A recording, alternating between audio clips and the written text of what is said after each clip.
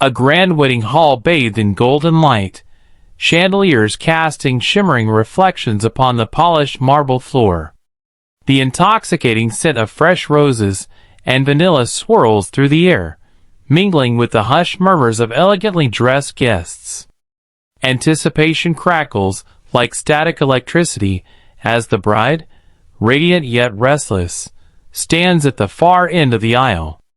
Her ivory gown clings to her like a whispered promise, delicate lace tracing patterns over trembling hands that clutch a bouquet of pristine lilies, symbols of devotion and purity. Her heart pounds, each beat louder than the soft symphony playing in the background.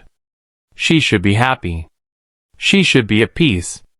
And yet, her gaze betrays her, drifting again and again toward the towering doors at the back of the hall. Sealed shut. Unyielding. A barrier between what is and what could have been. At the altar, the groom stands, patient, unwavering, a sanctuary of certainty in a world of chaos. His eyes brim with quiet adoration, a man who has built a future for her, one of stability and unconditional kindness. But love is wild, unpredictable, an untamed force that refuses to be caged. A silent prayer forms on her lips. A wish. A hope. A final plea to fate. Then, as if the universe itself takes a breath, the doors explode open. The sharp gasp of the crowd slices through the solemn air. A figure emerges, breathless, eyes alight with desperation and defiance. Rain-soaked and trembling, he scans the room, his presence striking like a bolt of lightning. The bride's lungs seize. Time collapses. In that single, infinite moment, the weight of every unspoken word, every unsaid letter, every stolen glance crashes down upon her. This is it. The moment that will define everything. A rainy afternoon in Florence. The city, drenched in silver, shimmered under the soft glow of street lamps as the sun hesitated behind a veil of clouds. The scent of wet stone and blooming jasmine filled the narrow cobblestone streets, where people hurried with umbrellas and laughter, seeking shelter from the sudden downpour. She wasn't supposed to be here. Not in this city, not on this street, and certainly not in this moment. But fate had a way of rearranging plans, turning wrong turns into destinations, and strangers into something more. Clutching a damp map in one hand and a broken umbrella in the other, she stood under the awning of a small bookstore, her breath curling in the crisp air as she debated her next move. Then it happened. A gust of wind, playful and persistent, snatched the map from her grip, sending it fluttering through the rain-drenched street like a lost bird. With a startled gasp, she lunged forward, but the wind was quicker. The map danced just out of reach, slipping through puddles, dodging boots, until a hand caught it. A man stood at the edge of the street, his coat dripping with rain, dark hair plastered against his forehead. He held the map between his fingers, inspecting it with a mix of amusement and curiosity before lifting his gaze to meet hers. His eyes, deep, unreadable, held something ancient, like they had known hers in another lifetime. "I believe this belongs to you?" His voice was smooth, accented with something she couldn't quite place. She stepped forward, hesitating only a second before taking the map from his grasp. Their fingers brushed, electric, fleeting. "Thank you," she breathed, tucking a wet strand of hair behind her ear. "You're not from here," he noted, studying her with quiet intrigue. "Lost? Or just wandering?" She exhaled a laugh, shaking the map. "A little bit of both, I think." He smiled, a slow, knowing curve of his lips. "Then you're in the right place. Florence is meant to be wandered." A beat of silence stretched between them, filled only by the rhythm of rain against the cobblestones. She should have said goodbye, thanked him and walked away. But something in his gaze, and the way he lingered made her stay. "Would you like to see something magical?" he asked suddenly, tilting his head toward the narrow alleyway beside the bookstore. She hesitated. Logic told her no. He was a stranger, the city unfamiliar. But her heart, reckless and yearning, whispered otherwise. "Lead the way!" And just like that, the universe shifted. A single choice, a fleeting moment, and destiny unfolded in the form of a stranger with rain-soaked hair and eyes that felt like home. Florence became their world, a city draped in golden hues and whispered secrets. Every street, every hidden alleyway held the echoes of their laughter, their stolen glances, and the slow, undeniable pull of something deeper than chance. It started with small moments, cups of espresso shared in dimly lit cafes, the scent of fresh ink and old paper in the bookstore where they spent hours lost in whispered conversations about poetry and forgotten love letters. He introduced her to the hidden corners of the city, places untouched by the rush of tourists. She, in return, gave him a glimpse of her world, half-written stories in a tattered notebook, dreams too fragile to be spoken aloud. One evening, as twilight painted the sky in strokes of violet and crimson, they found themselves standing on the Ponte Vecchio. The Arno River shimmered beneath them, reflecting the lanterns that lined the ancient bridge. The world around them hummed with the melody of street musicians, lovers passing by, the distant clinking of glasses raised in toasts. She leaned against the worn stone railing, eyes tracing the ripples in the water. "Do you believe in fate?" she asked, voice barely above a whisper. He turned to her, studying the way the wind played with her hair. "I used to think we made our own destiny," he admitted. "But now, I don't know. Maybe some things are meant to be." Their fingers brushed, soft, hesitant.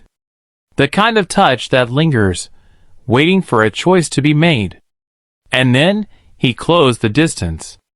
The first kiss was not rushed. It was slow, deliberate, like the turning of a page in a long-forgotten book. The taste of rain still lingered on her lips, the night air carrying the scent of jasmine. When they finally pulled away, he rested his forehead against hers, a silent promise passing between them. From that moment on, love wove itself into the fabric of their days. They chased sunrises from the rooftops, carved their names into the wooden benches of hidden gardens. He read her poetry in a language she barely understood, but the way he said the words made them beautiful. She painted stories in his mind of places he had never been, but with her, he longed to go. But love was never just light and laughter. It was in the quiet, too, the moments of doubt, the weight of unspoken fears. Some nights, she saw the hesitation in his eyes, the shadow of something he wasn't saying. And sometimes, she felt the ache in her chest, the reminder that every beautiful thing carried the risk of ending. Yet, they held on. Because in the midst of uncertainty, they had found something rare. Something worth risking everything for. But fate, cruel and unpredictable, was not finished with them yet.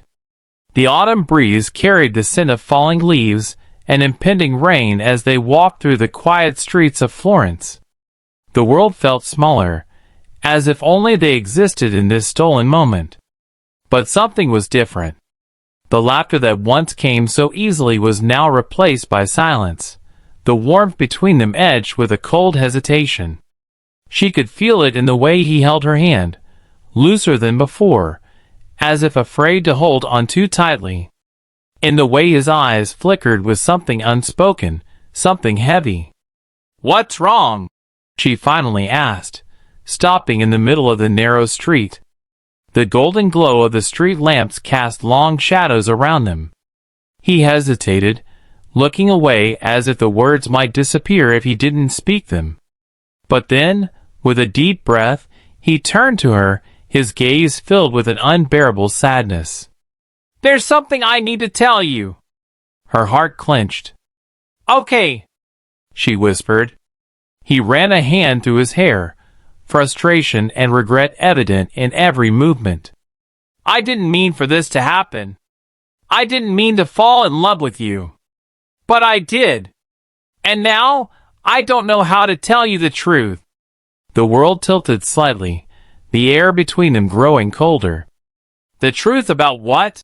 She asked, her voice barely steady. He swallowed hard, his jaw tightening before he finally said the words that shattered everything. I'm engaged. The silence that followed was deafening. She blinked, the words slicing through her like the sharpest of knives. What? It was arranged. A long time ago. Before I met you. Before any of this. Her breath came in shallow gasps as she took a step back. You're engaged, she repeated, as if saying it aloud would make it less real. He reached for her, but she flinched. I was going to tell you, I tried. But I was selfish. I didn't want to lose you. I thought, maybe I could find a way to change things. Her vision blurred, the city around her becoming nothing but a haze of lights and shadows. You let me fall in love with you. You made me believe. I love you, he interrupted, his voice raw with desperation. I love you in a way I've never loved anyone. Tears burned her eyes. But it doesn't change anything, does it? He opened his mouth, but no words came. Because he knew the answer. Nothing would ever be the same again. The world had never felt so loud in its silence. She stood on the Ponte Vecchio, the very place where their love had first unfolded, but now it felt different, colder, heavier, haunted by the weight of the truth. The Arno River stretched beneath her, reflecting the golden glow of the city, rippling with every shattered piece of her heart. He was behind her. She could hear his breath, uneven, desperate, as if he was fighting for air, fighting for something he knew was already slipping away. Please! His voice cracked, stepping closer. Say something! She squeezed her eyes shut, willing the tears to stop, but they refused. What do you want me to say? Her voice was hoarse, barely above a whisper. That it's okay? That I understand? That love is enough? He exhaled sharply, running a hand through his hair. I didn't choose this. I swear to you, if I could change everything, I would. She turned then, her eyes burning as they met his. But you can't. That's the problem, isn't it? You can't change it, and I can't pretend that this doesn't destroy me. The pain in his expression was unbearable. He reached out as if to touch her, but she took a step back. I love you, he said, his voice raw. You are the only thing that has ever felt real to me.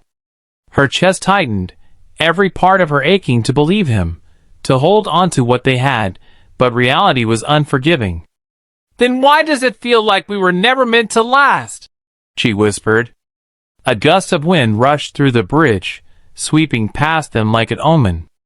The weight of their fate settled between them, thick and suffocating. Come with me, he blurted suddenly, stepping forward, his hands trembling. Leave everything behind. We'll run away. We'll disappear, just you and me. Her heart slammed against her ribs. It was everything she had dreamed of. Everything she had wanted. But it wasn't real. It was a fantasy built on borrowed time, on stolen moments that were never truly theirs to keep. Tears streamed down her cheeks as she shook her head. You think love is enough to outrun reality? That we can just pretend the rest of the world doesn't exist? Yes, he shouted, desperation breaking through. Because I can't lose you. Her lip trembled. You already have. The words left her mouth, and she saw the exact moment they shattered him. His breath hitched, his hands clenched into fists, as if trying to hold onto something invisible. Something already slipping through his fingers. For a moment, neither of them spoke. The world faded, leaving only the sound of the river, the distant hum of life moving on without them. She wiped at her tears, inhaling sharply, trying to find the strength to walk away. "Goodbye," she whispered. And then she turned. She didn't run. She didn't hesitate. She just walked, step by step, each one feeling heavier than the last. Behind her, he didn't call her name. He didn't chase after her. He simply stood there, frozen in a love story that had never been meant to last. The moment they knew it was forever was also the moment they knew it was over. Time passed, but the ache remained. She had left Florence behind, yet it never truly left her. The narrow streets, the golden sunsets, the sound of his voice whispering poetry in a language that had once felt like music, all of it lingered in the quiet corners of her mind. Months turned into years, and life moved forward as it always did. She built a new life, one without the weight of what-ifs, without the illusion of a love that could exist beyond reality. But some nights, when the world was silent, she still felt the ghost of his touch, the echo of his words. Then one day, a letter arrived. It was unexpected, its envelope worn, as if it had traveled through time itself. Her hands trembled as she unfolded the paper, recognizing his handwriting instantly. "I don't know if this will ever reach you, but I need you to know, choosing duty over you is the hardest thing I've ever done. And I have regretted it every single day. But I hope, wherever you are, you have found the happiness that I was too weak to give you. Because if anyone deserves a love that lasts forever, it's you." Tears blurred the ink as she pressed the letter to her chest.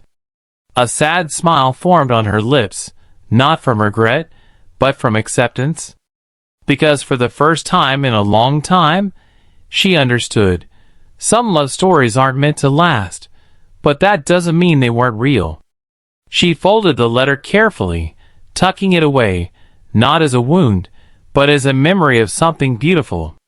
Then, with a deep breath, she stepped out into the world, ready to embrace whatever came next. Because love, even when it doesn't last forever, changes you forever. And that was enough.